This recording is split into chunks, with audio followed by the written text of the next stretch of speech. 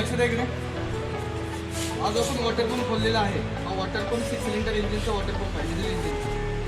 हा water pump जो आहे, हा वॉटर पंपाचं कार्य काय आहे, तर इंजिनला जे पोचतं पाणी आपल्याला घ्यायचं आहे, रेडिएटरकडनं जे पाणी आहे ते पुढे ब्लॉकला किंवा इंजिनला पुढे पाठवलं जातं. त्यानंतर ब्लॉकमध्ये सर्क्युलेशन करून हेड मार्फत पुन्हा ते थर्मोस्टॅट मार्गे रेडिएटरच्या अप्पर टँकला सोडलं जातं. त्यानंतर इंजिनमध्ये त्या रेडिएटरमध्ये पाणी थंड होऊन पुन्हा ते लोअर टँकमधून पुन्हा पंपाद्वारे ओढलं जातं.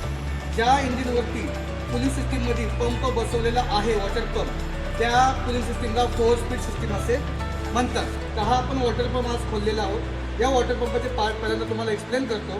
तर वॉटर पंपाचा हा जो पार्ट आहे, हा किंवा हा, याला म्हणतात पंप हाऊसिंग म्हणतात. काय म्हणतात?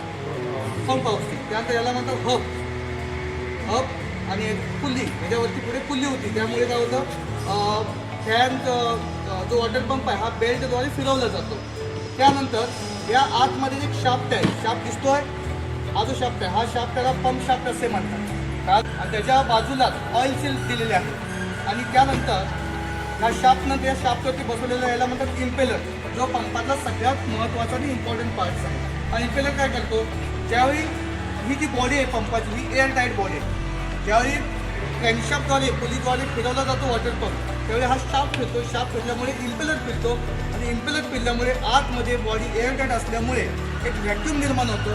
आणि या व्हॅक्यूममुळे पाणी काय केलं जातं, सक्शन केलं जातं किंवा ओढलं जातं या व्हॅक्यूममुळे.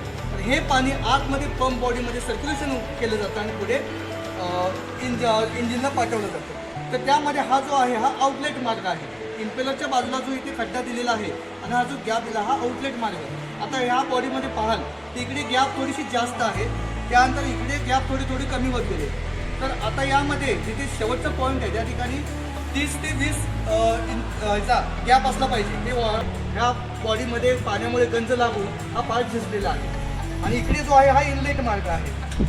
काल जो थर्मोस्टॅटद्वारे इकडून जे पाणी आत खेचलं जातं इंजिनमध्ये, हे पाणी या मार्गातून पुन्हा रेडिएटरकडे पाठवलं जातं. तर अशा प्रकारे हा वॉटर पंप आज आपण ओव्हरऑल केलेला आहे. तर